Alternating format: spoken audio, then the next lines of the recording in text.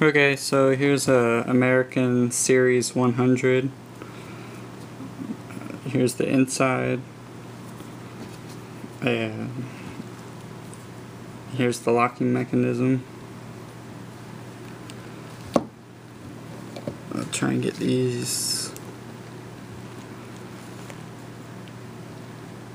Okay, so this doesn't have the locking mechanism, but I can't open this.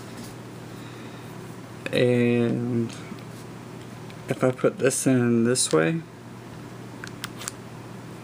it goes in most of the way, as you can see, and I can turn the key, and I can push hard and turn the key, and it doesn't make a difference. Now if I put it the other way, this way, it goes in and it sticks out, whoops, it sticks out farther,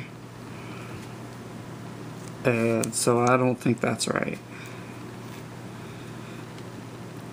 I have a feeling that this piece right here probably affects that piece down there, and I think that piece got turned in a way it's not supposed to turn, but I'm not sure how to turn it back. I tried using a screwdriver and it doesn't move, so I don't know what to do.